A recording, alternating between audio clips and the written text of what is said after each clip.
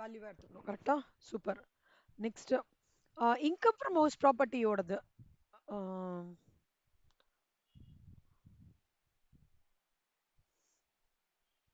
Aisha good afternoon கண்ணா. Good afternoon. Mitra income from house ப்ராப்பர்ட்டியோடது அந்த ஸ்டெப்ஸ் சொல்லுங்க கண்ணா. எப்படி டெரைவ் பண்ணுவோம் இன்கம் ஃப்ரம் ஹவுஸ் ப்ராப்பர்ட்டி?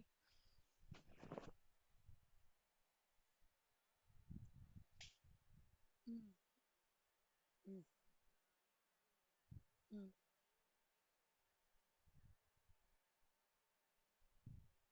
ம், ம். குட். அந்த டிடக்ஷன்ஸ்ன்றது 24A வந்து ஸ்டாண்டர்ட் டிடக்ஷன், 24B வந்து இன்ட்ரெஸ்ட் ஆன் பாரோ கேபிட்டல். ஓகேவா? Good.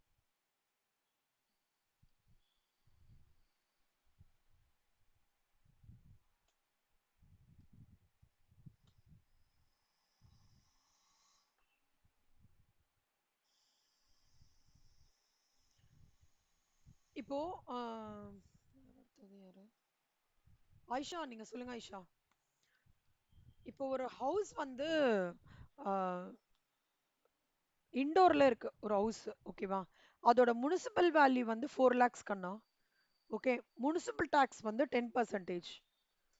Municipal tax in amount எவ்வளோ?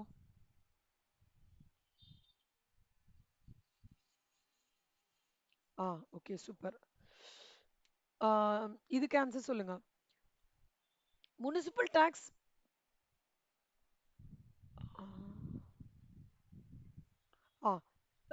Any tax paid for the previous year plus அதுக்கும் ப்ரெசீடிங் ப்ரீவியஸ் இயர்லலாம் கூட இந்த கரண்ட் இயர்ல தான் பேமெண்ட் பண்ணியிருக்கோம்னா அதை எடுத்துக்கலாமா வேண்டாமா? in the calculation of your total net annual valueல அந்த அமௌண்ட் எடுத்துக்கலாமா வேண்டாமா?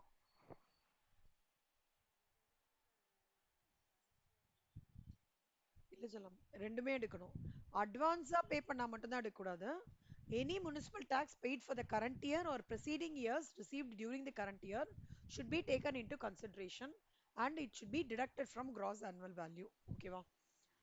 ஓகே. என்னெல்லாம் டைப் ஆஃப் டாக்ஸஸ் வந்து நம்ம வந்து இதுல gross annual valueல இருந்து டிடக்ட் பண்ணுவோம்?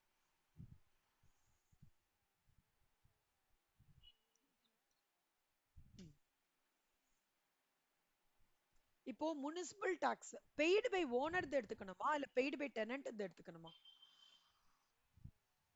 ம். Vashitha good afternoon. ஏ அக்ஷயா வரவே இல்லையேடா வஷிதா. Good afternoon. கேளுங்களேன் கொஞ்சம். மத்தவங்க எல்லாரும் வந்துட்டாங்களா? திராஷ். 100 இயர்ஸ் வந்துட்டாங்க.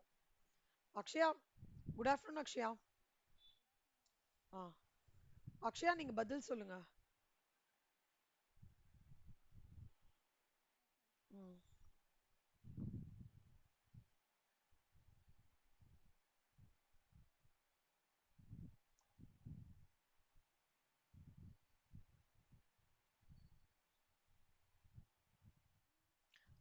இதான் ஒரு நிமிஷம்டா. ஆ, இப்ப வந்து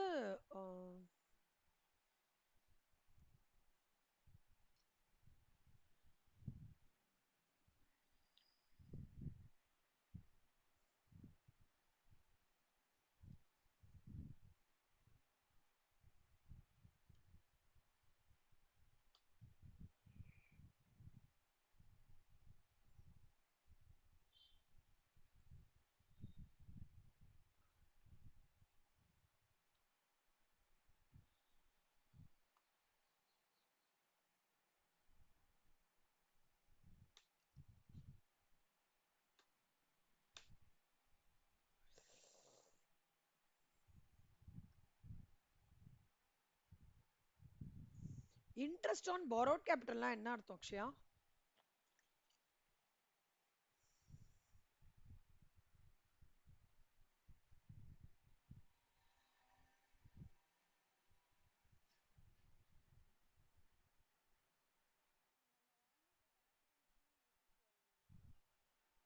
நம்ம வாங்கியிருக்கிற லோனுக்கு இன்ட்ரெஸ்ட் வரும். கரெக்டா? இப்போ அதுல வந்து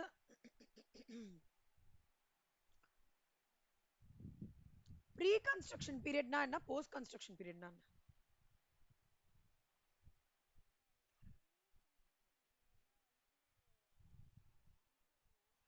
பிஃபோர்னா இதோட பிஃபோர். பார்த்துட்டு கூட சொல்லுங்க, எனக்கு ப்ராப்ளம் இல்ல.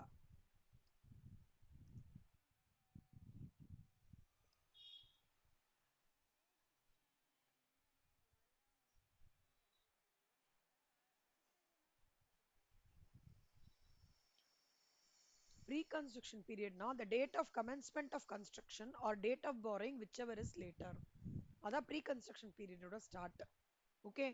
போஸ்ட் அதாவது நீங்க சொல்றது என்னன்னா, கன்ஸ்ட்ரக்ஷன் பண்றதுக்கு முன்னாடி கன்ஸ்ட்ரக்ஷன் பண்றதுக்கு அது ஜென்ரலா சொல்றதுடா.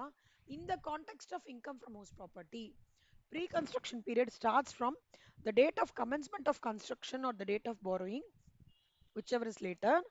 Post construction period ன்றது the first day of previous year in which the construction is completed. அப்படி சொல்லுங்கண்ணா. ஓகே.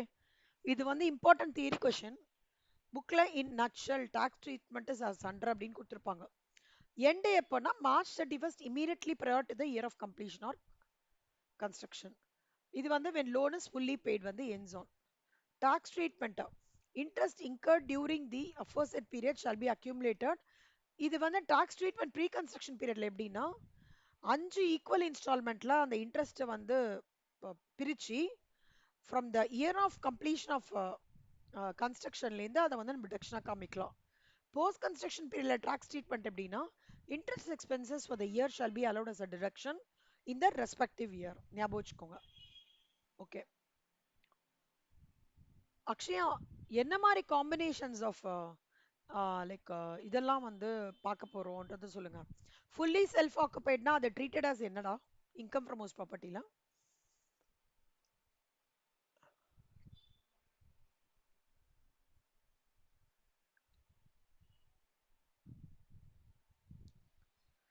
அக்ஷயா கேட்கல இருக்கு. அக்ஷயா, இந்த காம்பினேஷன்ஸ் ஃபுல்லி செல்ஃப் ஆக்குபைடா எப்படி ட்ரீட் பண்ணுவாங்க இன்கம் ஃப்ரம் ஹவுஸ் ப்ராப்பர்ட்டியால்?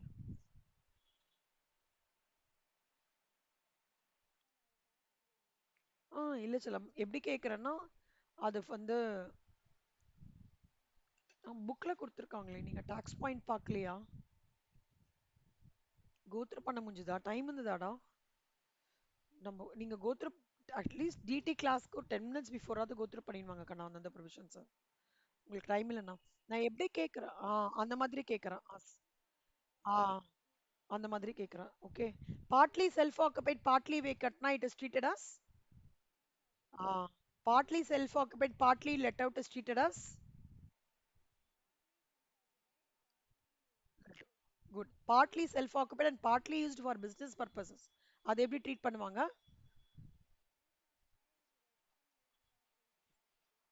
ஞாபகம் வச்சுக்கோங்க, இன்னைக்கு போடுற சம்ஸ்க்கு இது அப்ளை ஆகும். சரியா?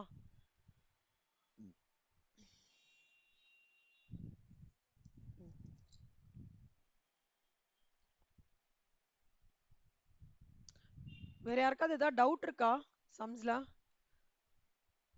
எனக்கு ஹோம்ஒர்க் 44th சம் என்னடா டவுட்?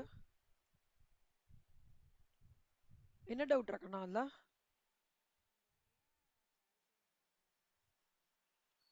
ARR calculate பண்றதுலையா?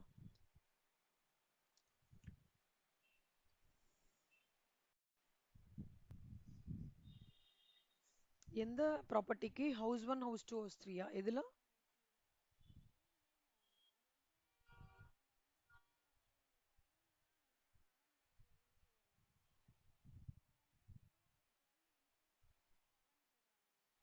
யாருடா?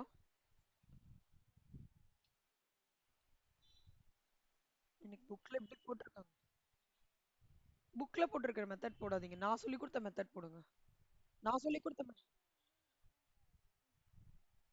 எங்க ஆன்சர் டிஃப்ரெண்டா வருது? டிஃப்ரெண்டா வருது ஆன்சர்? இல்லையேடா, அதே தானே வருது. 100.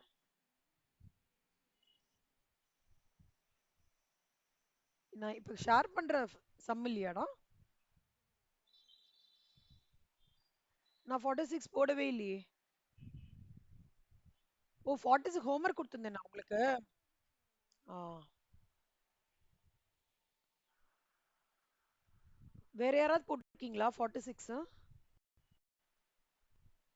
ஹோம்ஒர்க் கம்ப்ளீட் பண்ணிட்டீங்களா?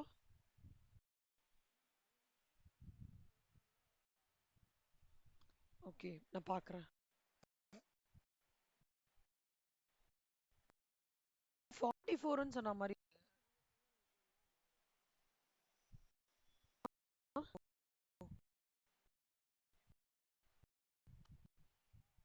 ஒரு நிமிஷம்.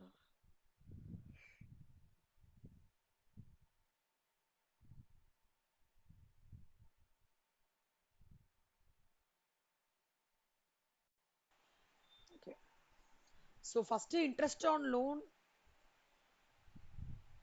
on loan taken for repair charges allowed as a deduction. Interest on loan, new loan taken to offset my earlier loan is allowed as a deduction.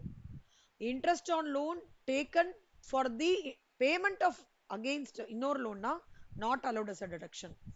Interest on loan for the payment of municipal taxes not allowed as a deduction. So இது ஞாபகம் வச்சுக்கோங்க. இப்போ ஒரு சினாரியோவும் போலாம்.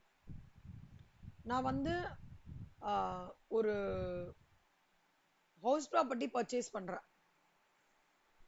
அதுக்கு நான் வந்து ஒரு லோன் எடுக்கிறேன். பர்ச்சேசிங் அண்ட் ஹவுஸ் ப்ராப்பர்ட்டி, அதுக்கு நான் லோன் எடுக்கிறேன் அப்படின்னா அதுக்கு 50% பெய்டு. ஓகேவா?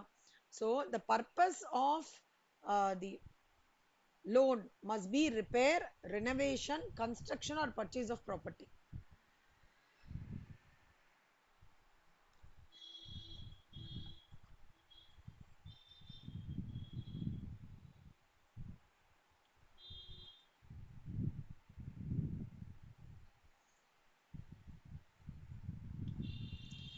Deduction, no deduction.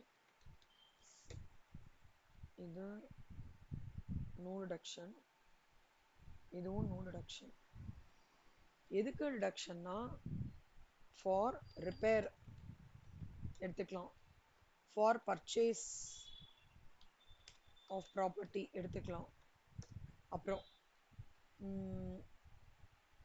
அடுத்தது வந்து இன்ட்ரெஸ்ட் ஆன் லோன்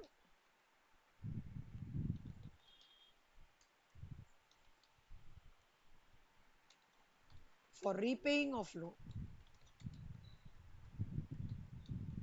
அது எடுத்துக்கலாம்.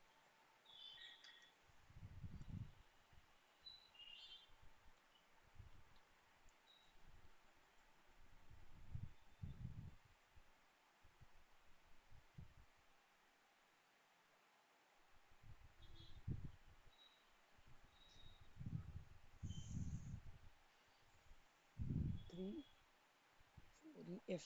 Interest on loan by mortgaging HP3 for business purpose.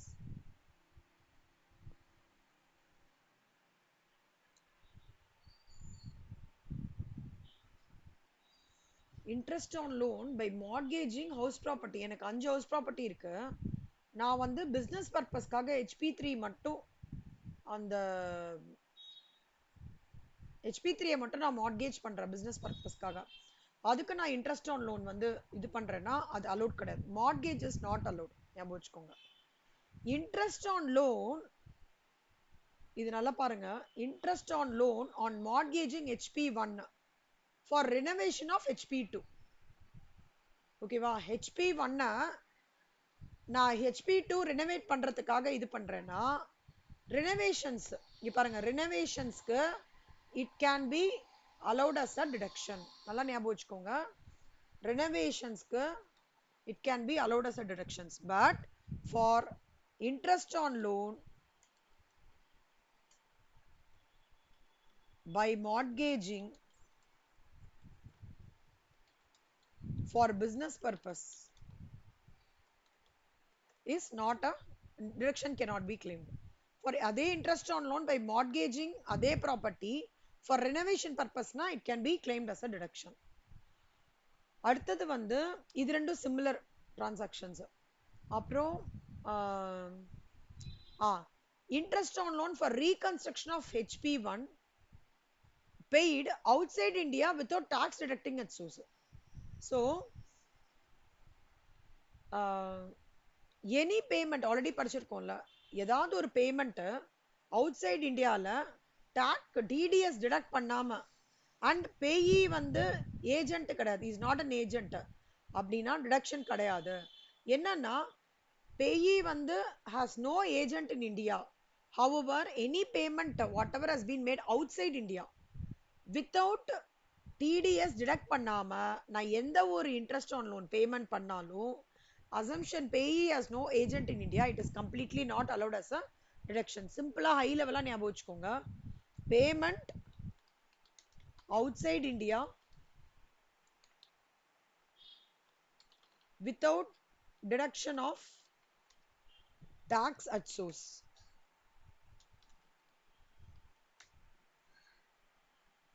ஓகேவா? இது வரைக்கும் இருக்கா டவுட் இருக்கா? நல்லா பார்த்துக்கோங்க. For repair, for purchase of property, for interest on new loan, for repaying the old loan, அப்புறம் ஃபார் ரினோவேஷன் பர்பஸ் இதெல்லாம் deduction. Interest on loan offsetting for interest on loan, interest on loan for payment of municipal tax, interest on loan for by mortgaging for business purpose, அப்புறம் payment outside India without deduction of tax at source, இது எல்லாமே not deduction, no deductions. Interest on loan for reconstruction of, ரீகன்ஸ்ட்ரக்ஷன்னா என்னடா அர்த்தம்?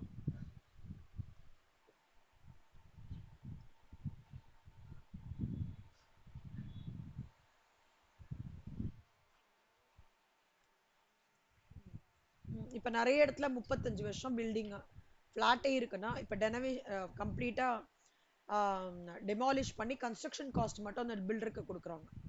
அதான் ரீகன்ஸ்ட்ரக்ஷன்ன்றது. So any interest whatever paid outside India or payable outside India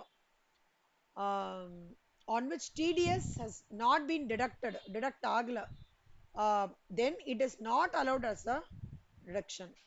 Any payment outside India without TDS is not been deducted and payment is yet to be made, paid or unpaid ஒரு interest வந்து payable outside of India இருந்தாலே or paid outside of இந்தியாலே without deduction at tax at source அப்படின்னாலே it is completely disallowed.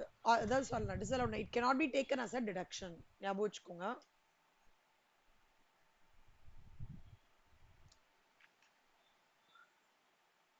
சின்ன note வச்சிருக்கீங்களா? அதுல எழுதிக்கோங்களேன், இதெல்லாம் தான் டிடக்ஷன்ஸ், இது டிடக்ஷன்ஸ் இல்லைன்னு எழுதிக்கோங்க. அண்ட் பிசினஸ் பர்பஸ் அண்டர்லைன் பண்ணிக்கோங்க, எழுதிக்கோங்க.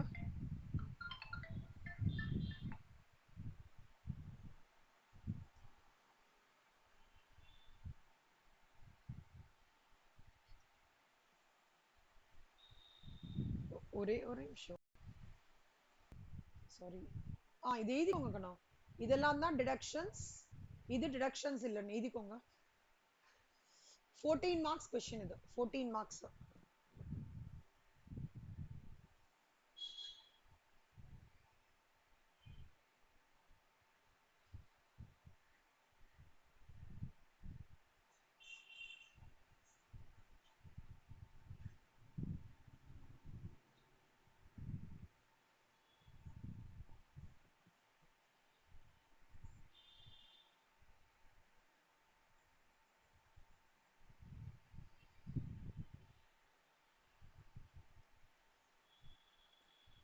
புரியுறதா? ஐஷா, ஐஷா, அக்ஷயா, அஸ்வினி, ஸ்ரேயா, விஜயலட்சுமி, வஷிதா, மித்ரா. 14 மார்க்ஸ் கொஸ்டின் எல்லாம் இது டைப் 3 ப்ராப்ளம். ஒண்ணுமே இல்லை, நீங்க ஆக்சுவலா இது ரெண்டும் கரெக்டா இது பண்ணிட்டீங்கன்னா நீங்க மட்டும் எழுதிட்டு போயிட்டே இருக்கலாம்.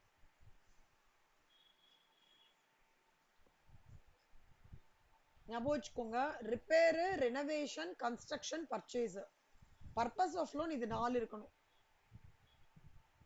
சொல்லுமா, interest on loan allowed on accrual பேசிஸ்னா என்ன அர்த்தம்?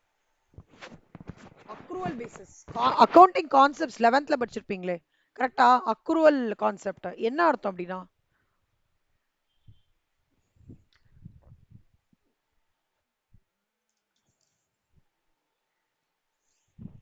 கேஷ் கிரெடிட் அப்படின்னா எனக்கு கொஞ்சம் டீடைல்டா சொல்லுடா.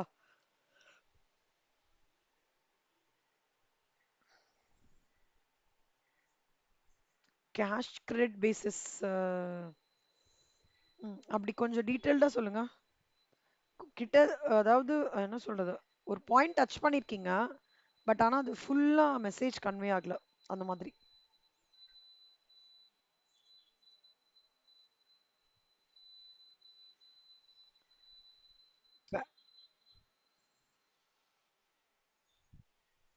அதாவது கரெக்ட். அதாவது எப்படின்னா, நம்ம பே பண்ணினது இல்ல பே பண்ண வேண்டியது ரெண்டுமே அக்ரூவல்.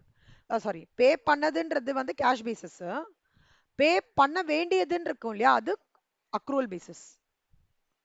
ஓகே.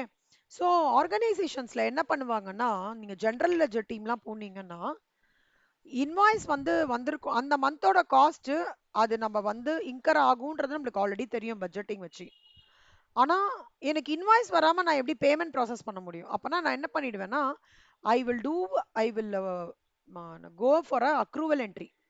இந்த மாசத்துக்கு இது due amount which is likely to be payable however not paid. ஓகேவா? அதான் அக்ரூவல் பேசிஸ். அப்படின்னா என்ன அர்த்தம்னா, பெய்டு ஆர் பேயபிள் ரெண்டுமே, பேயபிள்ன்றதும் இன்க்ளூட் ஆகிறது அப்படின்றாங்க இன்ட்ரெஸ்ட் ஆன் லோன். புரியுது எல்லாருக்கும் நான் சொல்றது? யாருக்கா புரியலன்னா கேளுங்க கடா. Interest on loan is allowed on accrual பேசிஸ்னா என்ன அப்படின்றத நான் கேட்குறேன். என்னன்னா, பேயபிள் செலவு பண்ண வேண்டியது, கொடுக்க வேண்டியது, அந்த மாதிரி இருக்கும் இல்லையா, அதுவும் இன்ட்ரெஸ்ட் ஆன் லோனுக்கு வந்து அலோவ் பண்ணுவாங்க. இட்ஸ் அலௌட் அப்படின்றாங்க.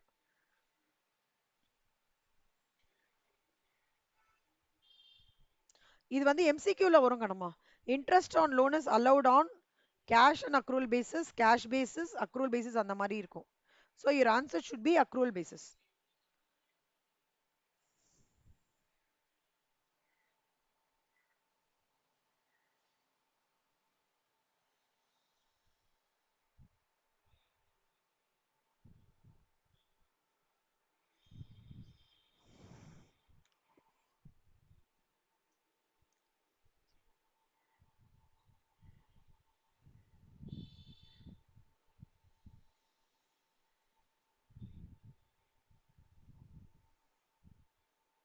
எழுதிட்டீங்களாடா?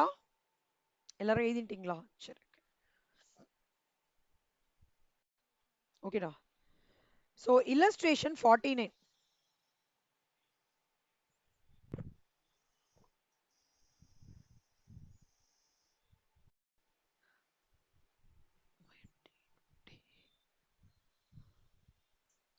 யார் லைப்ரரியில போய் படிப்பீங்க? லைப்ரரியில உட்காந்து யாரெல்லாம் படிப்பீங்க? யாரா படிப்பீங்களா லைப்ரரி போய்?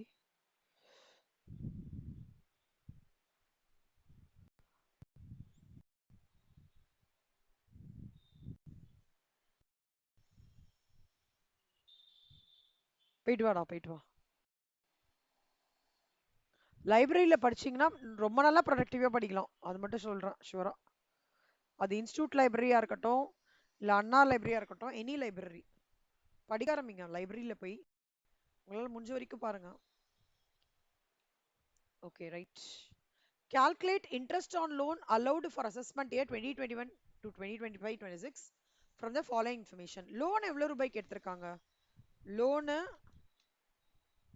ஃபர்ஸ்ட் ஜான்வரி 2016 அன்னைக்கு எடுத்திருக்காங்க. எவ்வளவு ரூபாய்க்கு எடுத்திருக்காங்க? 5 லட்சம் ரூபாய்க்கு எடுத்திருக்காங்க. 12% per annum. ஓகேவா? கன்ஸ்ட்ரக்ஷன் எப்ப கமென்ஸ் பண்ணிருக்காங்க? கமென்ஸ்மெண்ட் ஆஃப்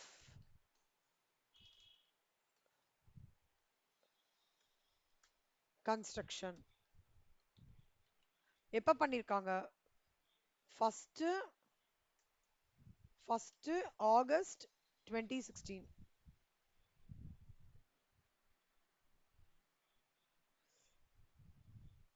ஓகேவா? எப்ப கமென்ஸ்மெண்ட் வந்து கம்ப்ளீஷன் பண்ணிருக்காங்க? Completion of construction 31st March 2021. Repayment எப்படிலாம் பண்ணிருக்காங்கன்னா,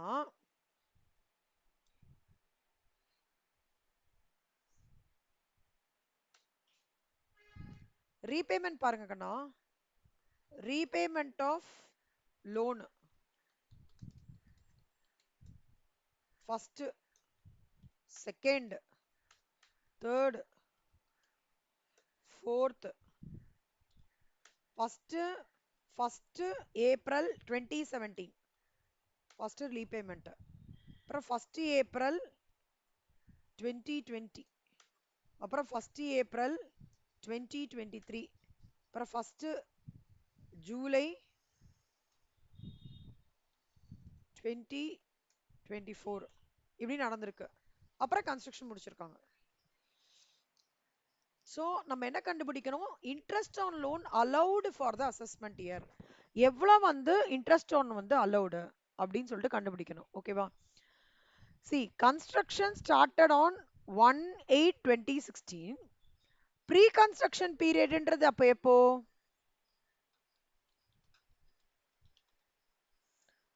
ஃபர்ஸ்ட் ஆகஸ்ட் 2016லேருந்து ப்ரீ கன்ஸ்ட்ரக்ஷன் பீரியட். எப்போ கன்ஸ்ட்ரக்ஷன் முடிக்கிறாங்க? 31st March. So pre construction period வந்து starts from 1st August to 31st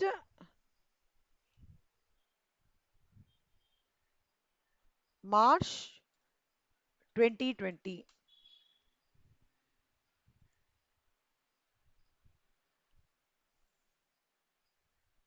The date of commencement of the construction or the date of borrowing, whichever is earlier, whichever is later.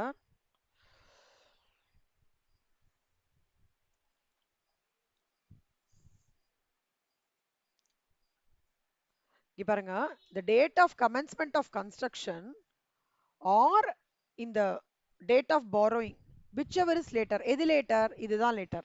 அதனால construction period ஓட start date என்ன? 1st August 2016. construction period ஓட end என்ன? March 31st, immediately prior to the year of completion of construction. Completion of construction இன்னைக்கு 31st March 2021. March 31st immediately prior to the year அப்படின்னா என்ன? 31st March 2020. So pre-construction period starts from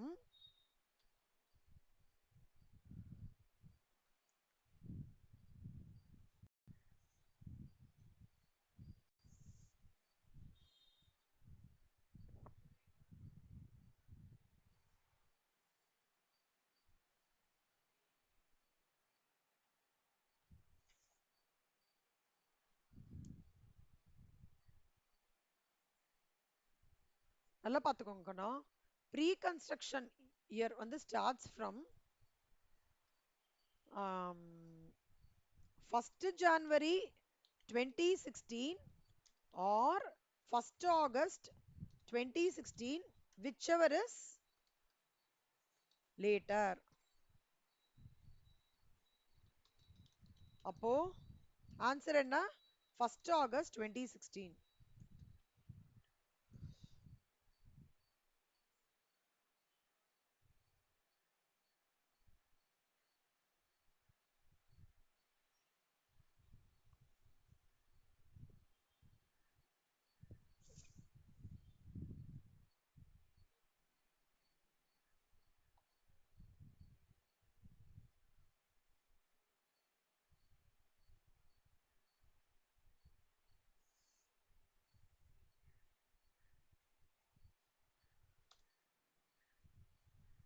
ஓகேவா? அடுத்தது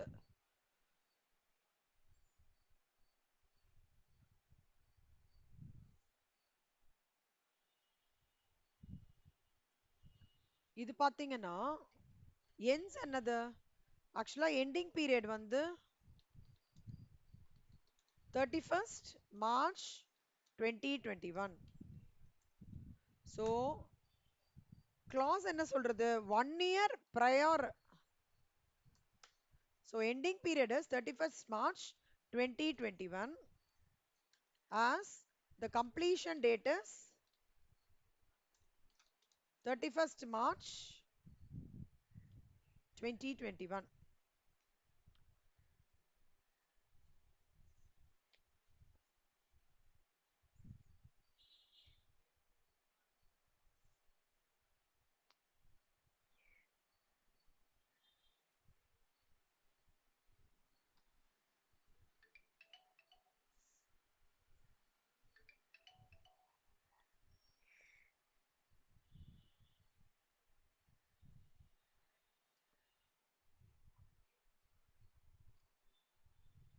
ஓகேவா, whichever is earlier. இது ஒண்ணு.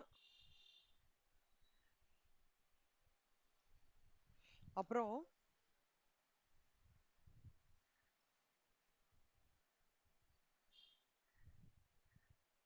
இது வந்து starts from.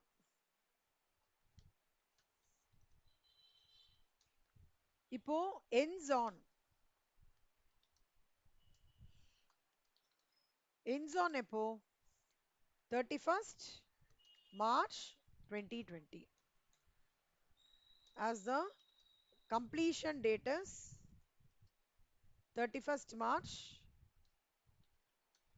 2021.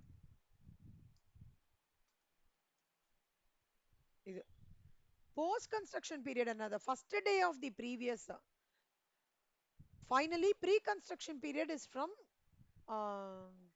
post construction period starts from the year 2021, 2020, 2020 and 2021. Yeah, the first day of the previous year in which the construction is completed. Aisha, எந்த இயர்ல complete ஆயிருக்குடா construction? அப்போ first day of the previous year என்ன in which the construction is completed?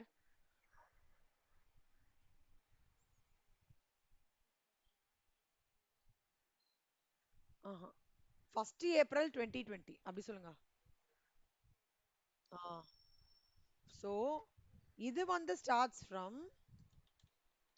1st April 2020. சரியா? இப்போ இதோட ends on என்னைக்கு? when loan is fully paid. So pre-construction period is from 2016-17. ஓகேவா, to previous year 2019-2020. புரியுறதா உங்களுக்கு pre-construction period?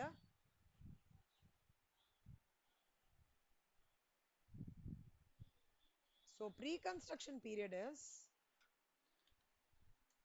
pre-construction period எப்ப ஆரம்பிக்கிறது? எந்த வருஷத்துல ஆரம்பிக்கிறது?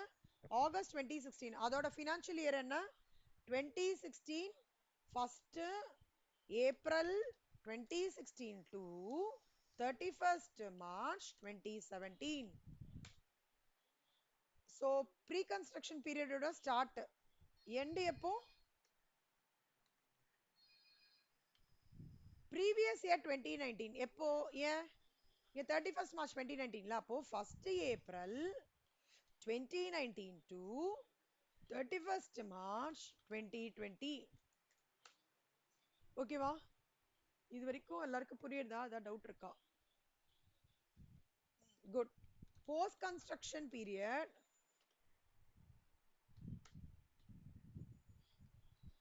Post construction period start date எப்போ?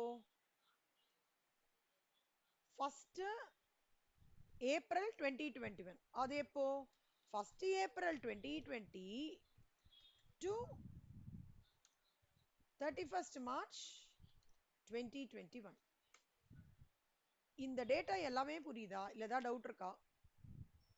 இந்த ஸ்டார்ட் ஃப்ரம், இந்த ஸ்டார்ட் ஃப்ரம் இல்ல ஏதாவது டவுட் இருக்கா யாருக்காவது? குட். நீங்க நோ எல்லாரும் எல்லாரும் நோ சொன்னாதான் நான் அடுத்ததே ப்ரொசீட் பண்ணுவேன். I want know from every one. இல்ல டவுட் இருக்குன்னா திருப்பி எக்ஸ்பிளைன் பண்ணுவேன். அதுக்கு தான் கேட்டேன். ஏன்னா இது வந்து 7 மார்க்ஸ் தான். இன்ட்ரெஸ்ட் ஆன் borrowed capital வந்து சிஏ, சிடபிள்யூஏ அண்ட் எனிவேர் எம்பிஏ எல்லா இடத்துலையும் வந்து ரொம்ப இம்பார்ட்டன்ட். ஓகே, எம்பிஏ ஃபினான்ஸ் எடுக்கிறீங்கன்னா அதெல்லாம் ரொம்ப இம்பார்ட்டன்ட் கான்செப்ட், நல்லா பார்த்துக்கோங்க. ஸோ இது ஸ்டெப் 1 செல்லம். So step 1. இப்போ இப்போ ஒர்க்கிங்க்கு வரலாம்.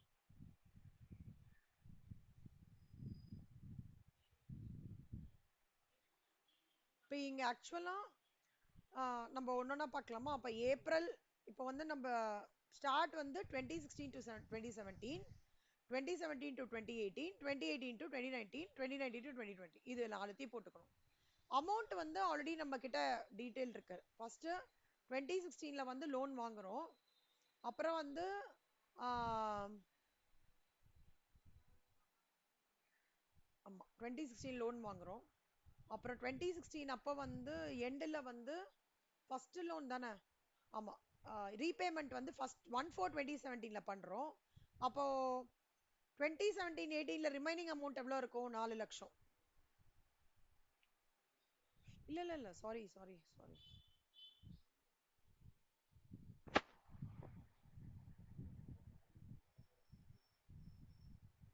17 18 19 20. ஆமா ஆமா கரெக்ட். 17ல லோன் 16ல லோன் வாங்கி ஆகஸ்ட் 16 லோன் வாங்கி ஃபர்ஸ்ட் ஏப்ரல்ல வந்து ஒரு 1 லட்சம் நான் பே பண்ணிடுறேன். அப்ப என்னோட லோன் அமௌண்ட் பேலன்ஸ் எவ்வளவு இருக்கும்? 4 லட்சம் இருக்கும். 18ல பே பண்றேனா? இல்ல. 19ல பே பண்றேனா? இல்ல. அப்போ 18லயும் அதே பேலன்ஸ் மெயின்டைன் ஆகும். 18 19லயும் 19 20லயும் அதே பேலன்ஸ் மெயின்டைன் ஆகும் இந்த அமௌண்ட். இப்போ எப்ப லோன் வாங்குறேன்? ஆகஸ்டா? அப்போ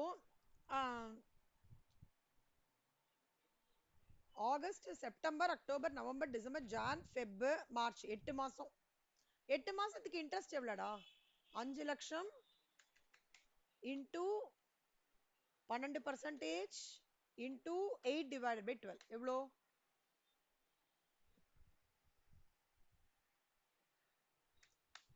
40,000.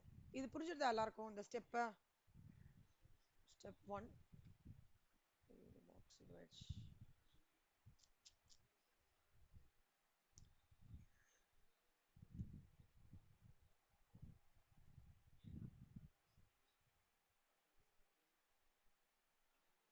இப்ப பாருங்க கண்ணா 4 லட்சம் இருக்கு. 4 லட்சத்துக்கு அது இதுவே பண்ணலையே. 4 லட்சம் இன்டூ 12% 48,000. அடுத்த வருஷமா 48,000. அடுத்த வருஷம் அப்பனா இன்ட்ரெஸ்ட் டோட்டலா ஃபார் ப்ரீ கன்ஸ்ட்ரக்ஷன் பீரியட் 1,84,000 ரூபாய். இந்த 1,84,000 ரூபாய நம்ம ரூல் என்ன சொல்றது? shall be accumulated and allowed as a deduction 5 equal installments divided by 5. 36,800 ரூபாய ஒரு வருஷம் ப்ரீ கன்ஸ்ட்ரக்ஷன் இன்ட்ரெஸ்டா நம்ம காமிக்கலாம். அப்ப let's take it like this. 2021 அப்ப இவங்க என்ன கேக்குறாங்கன்னா கொஸ்டின்ல 2021ல இருந்து 2025-26 வரைக்கும் இன்ட்ரெஸ்ட் ஆன் லோன் கால்குலேஷன் காமின்றாங்க. 2021ல இருந்து 2025-26 போட்டுக்கோங்க. ஸோ இதோட ப்ரீவியஸ் இயர் என்ன ப்ரீவியஸ் இயர்னு போட்டுக்கோங்க ஒரு நல்ல ஒரு அண்டர்ஸ்டாண்டிங்காக. எப்போ வந்து நம்மளுக்கு லைக் கன்ஸ்ட்ரக்ஷன் வந்து எப்போ முடியறது? 31st March 2021. ஓகே, அந்த இயர்ல விட்டுறணும். அந்த இயர்ல நம்ம ப்ரீ கன்ஸ்ட்ரக்ஷன் இன்ட்ரெஸ்ட் வந்து 5 years அப்படியே எடுத்துட்டு வந்துடணும் அந்த இயரை விட்டுட்டு. போஸ்ட் கன்ஸ்ட்ரக்ஷன் பீரியட் இன்ட்ரெஸ்ட் வந்து என்ன ஆகும் அப்படின்னு பாத்தீங்கன்னா 12 46 ஆமா 3 lakhs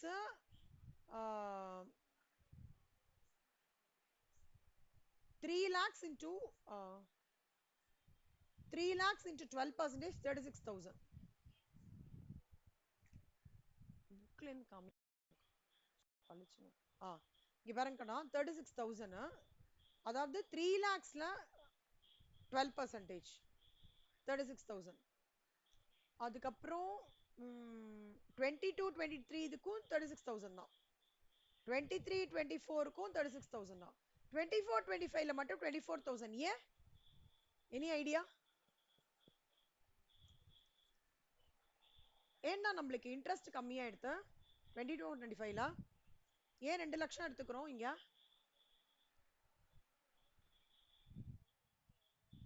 super super very good super Vijayalakshmi awesome.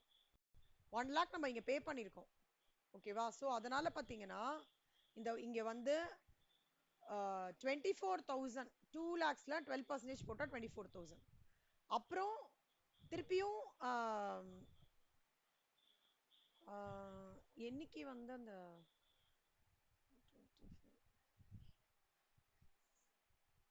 என்னைக்கு அது முடியுறது? 34 7 ஓகே.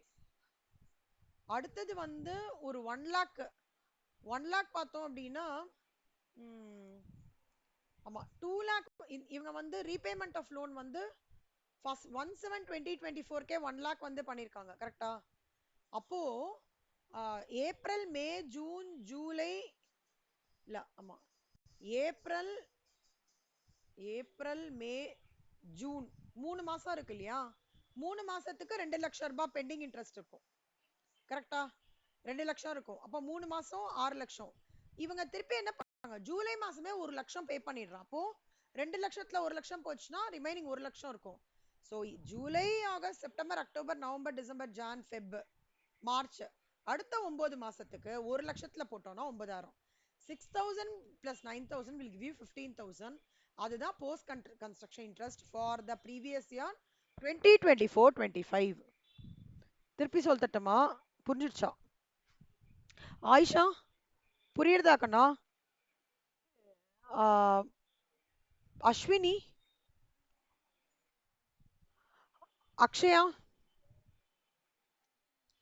மித்ரா, ஸ்ரேயா, வர்ஷிதா,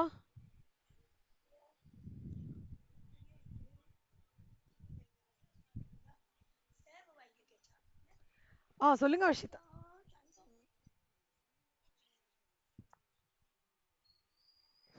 இது 3 lakhs 2 lakhs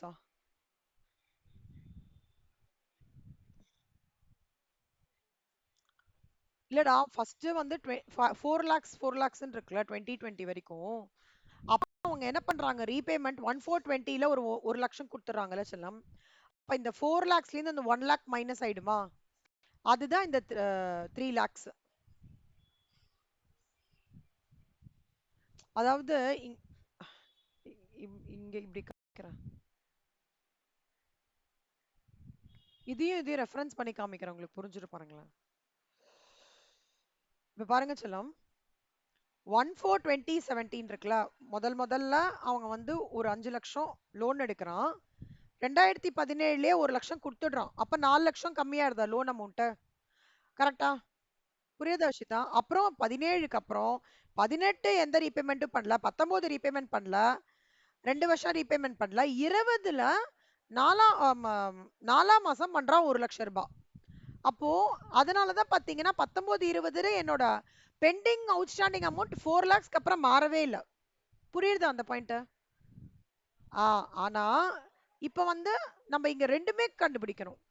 pre construction interest period interest and post construction period interest. Pre construction இன்ட்ரெஸ்ட்க்கு வந்து நம்ம ஆல்ரெடி இங்க கால்குலேஷன்லாம் பண்ணிட்டோம் கரெக்டா? 36,800 புரியுதா? அது வந்து subsequent 5 consecutive equal installmentsல from the year of date year of completion of constructionல நம்ம கொடுக்கறோம்னு சொல்லிட்டாங்க. அதுதான் இந்த அமௌண்ட். இந்த அமௌண்ட் என்ன அப்படின்னா, இப்ப நம்ம எந்த பாயிண்ட் வரைக்கும் இருக்கோம், 20 19 20 வரைக்கும் 4 லட்சம் வரைக்கும் இருக்கு செல்லம். ஓகே, அந்த 4 லட்சத்துல எப்ப வந்து அவன் அடுத்த ரீபேமெண்ட் பண்றான், 2020ல பண்றான் கரெக்டா? அப்ப அந்த 4 லட்சத்துல 1 லட்சம் போச்சுன்னா ரிமைனிங் எவ்வளவு வரும்? அந்த 3 lakhs தான் 12% போட்டு இங்க 36,000 கால்குலேட் பண்றோம். ஏன் 2020-21ல ஒரு 1 லட்சம் ரூபாய் ரீபேமெண்ட் பண்ணிட்டோம். இங்க போடுறேன் பாருங்க விஷிதா, எல்லாரும் பாத்துக்கோங்கடா. இன்னும் கொஞ்சம் கூட மைக்ரோ லெவல்ல போடுறேன். 2016-17 இது எல்லாமே ப்ரீவியஸ் இயர். நம்மளுக்கு ப்ரீவியஸ் இயர் தான் கணக்கு சரியா? ப்ரீவியஸ் இயரோட ஸ்டேட்டஸ் ஆஃப் லோன் எப்படி இருக்குன்னு பாருங்க.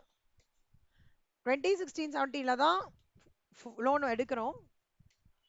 2017-18ல 1 லட்சம் ரீபேமெண்ட் பண்றாங்க அவங்க. ஓகே, அப்ப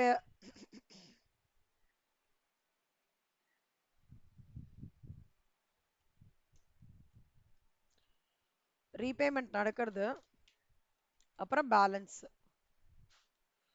ஸோ ரீபேமெண்ட் எவ்வளவு நடக்கிறது? ஃபர்ஸ்ட் இதுல ஒன்றும் கிடையாது, இது அப்படியே எடுத்துக்க வேண்டியதான். 2017ல எவ்வளவு ரீபேமெண்ட் பண்றான்? 1 லட்சம் ரூபாய் பண்றான். Okay, so status of loan அதே தான், ரீபேமெண்ட். ஸோ பேலன்ஸ் எவ்வளோ? 4 லட்சம் ரூபாய். அதனால தான் இங்க 4 லட்சம் காமிச்சிருக்காங்க. 2018-19ல தான் ரீபேமெண்ட் நடந்திருக்கா அவஷிதா? எதுவுமே நடக்கல. அப்போ அதே பேலன்ஸ் மெயின்டைன் ஆகுது. 2019-20ல ஏதாவது ரீபேமெண்ட் நடந்திருக்கா? எதுவும் நடக்கல. கரெக்டா? ஓகேவாடா ஷிதா? வஷிதா உங்களை தான் நான் கேட்குறேன். ஓகே. ஸோ 2020-21ல ஏதாவது ரீபேமெண்ட் நடந்திருக்கா? எவ்வளோடா? ஆ அப்போ என்ன ஆகும்? 3 லட்சம். 3 lakhs ஆயிடுமா? அந்த 3 lakhsக்கு தான் செல்லம்மா இங்க 12% பண்ணிருக்காங்க. 2021 ப்ரீவியஸ் இயருக்கு 3 லட்ச ரூபாய் பேலன்ஸுக்கு தான் 12% இங்க இன்ட்ரெஸ்ட் கால்குலேட் பண்றோம். புரியுதா இப்போ? குட். 2021-22க்கு ஏதாவது ரீபேமெண்ட் பண்ணிருக்காங்களா அஷிதா? அப்போ இங்க 0 வந்துருமா? அதனால திருப்பி அதே இன்ட்ரெஸ்டே பே பண்றோமா? போஸ்ட் கன்ஸ்ட்ரக்ஷன் பீரியட் இன்ட்ரெஸ்ட் புரியுதா? ஆ 2022க்கு ஏதாவது ரீபேமெண்ட் பண்றாங்களா?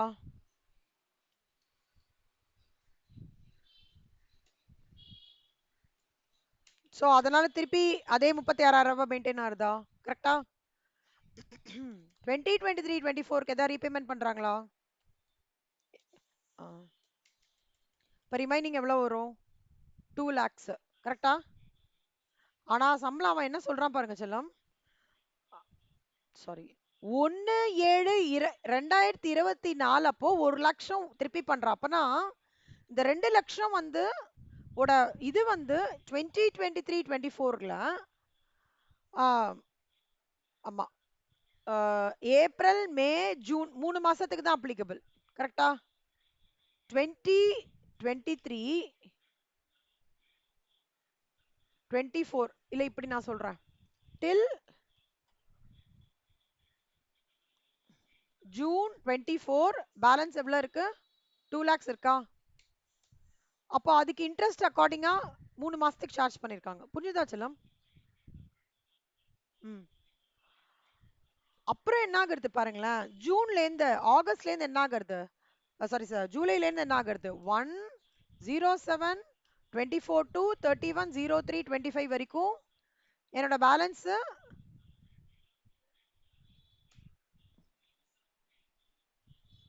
ஜூலை 2024 என்ன ஆகுறது? இந்த இது 1 லட்சம் போச்சுன்னா 1 லட்சம் தானே இருக்கு. அப்போ இந்த ஸ்பேன் ஆஃப் பீரியடுக்கு தான் 1 லட்சம் பேலன்ஸ் காமிக்கிறாங்க.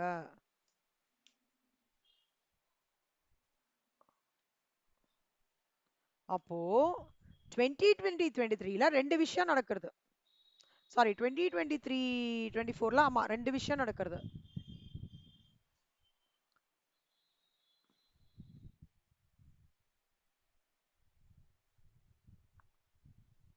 2023 சாரி சாரி சாரி சாரி ஆமா 2023ல வந்து 2 lakhs எண்டிங் வந்துருதா? இது எல்லாமே எண்டிங் பேலன்ஸ்னா மஷிதா? புரியுதாடா? Ending balance. ஆனா 24ல என்னெல்லாம் நடக்கிறதுன்றத நான் இப்ப சொல்றேன். இந்த 24ல நடக்கிற விஷயங்கள் எல்லாமே எங்க இம்பாக்ட் ஆகும்? 2024-25 ப்ரீவியஸ் இயர்ல இம்பாக்ட் ஆகுமா? கரெக்டா? அதுதான் அந்த ப்ரொசீடிங்ஸ் தான் இங்க சொல்றேன். 2023 வரைக்கும் 2 lakhs into 12% 24,000 முடிஞ்சிடுச்சு. 2024 2025 இல்ல ஏதோ தப்பு பண்றான். ஒரு நிமிஷம் இருங்க. 21-22 14-23க்கு வந்து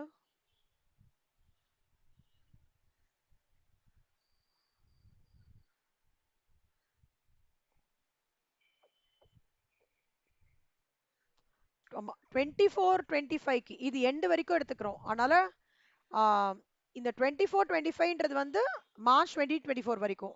ஓகே, அதுக்கு எவ்வளவு பேலன்ஸ் இருக்கு? 2 lakhs. அதனால 12% 24,000. வஷிதா புரியுதுல வஷிதா? இப்ப அடுத்தது 25ல 2 விஷயம் நடக்கிறதுடா. 2024-25ல 24க்கு வந்து 3 மாசம் அந்த இன்ட்ரெஸ்ட் அது வந்து 2 lakhsல. ஓகேவா? 2 lakhsல இந்த வந்து 3 மாசம் இன்ட்ரெஸ்ட் வரைக்கும் சார்ஜ் பண்ணோம். 3 months interest to be calculated for 2 lakhs. அப்புறம் அவன் என்ன பண்றான், ஒரு 1,00,000 இன்சர்ட் பண்றான்ல, அப்போ என்னோட பேலன்ஸ் 1,00,000 ஆயிடுறதா? அதுல நான் வந்து 9 மாசத்துக்கு 1,00,000 இன்டூ 12% இன்டூ 9/12. அதுதான் வந்து 6,000 பிளஸ் 9,000 15,000. இப்ப புரியுதா மோஷிதா? இது ஷெட்யூல. இந்த ஷெட்யூல் நீங்க போட்டுக்கனா போட்டுக்கலாம்டா, இல்ல மனசுலயே கால்குலேட் பண்ணாலும் பண்ணுங்க. நான் இங்க போட்டு விடுறேன் உங்களுக்கு. ஒர்க்கிங் நோட்ஸ்னு போட்டு விடுறேன். ஏய், யாருக்காவது டவுட்டா? விஜயலட்சுமி, உங்களுக்கு டவுட்டா? ஆயிஷா, அது புரியுதா ஆயிஷா? போடணும்டா அண்ணா, நீங்க கண்டிப்பா போடணும். ஓகே, கிளாஸ் அட்டன் பண்ணிட்டு தயவு செஞ்சு போடுங்க. திருப்பி திருப்பி அதே தான் சொல்றேன், ரொம்ப பிகாம்க்கு கான்சென்ட்ரேட் பண்ணாதீங்க, போடுங்க.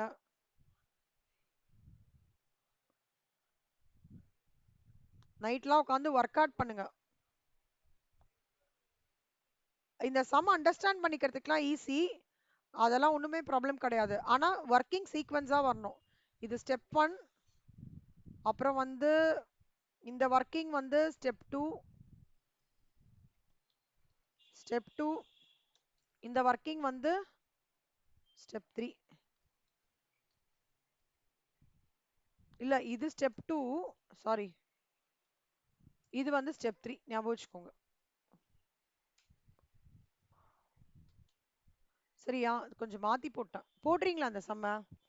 அதுக்கு வந்து டாக்ஸ் ட்ரீட்மெண்ட் இங்க போட்டிருக்கேன் சொல்லும். Type 4 problem. Very important concept. ஓகேவா? சரி சொல்லுமா, நான் இதோட முடிச்சுக்கிறேன். இன்னொரு ஒரு கிளாஸ் வருது எனக்கு. ம், பார்க்கலாம். நம்ம 3 to 4 திருப்பி மீட் பண்றோம். ஓகேவா? Okay, thanks Ayesha, Ashwini, Akshaya, Shreya, Vashitha, Mitra, Vijayalakshmi. Thank you செல்லம். பை கண்ணா. Bye bye. Thank you. Thank you Mitra. Ayesha, bye செல்லம்.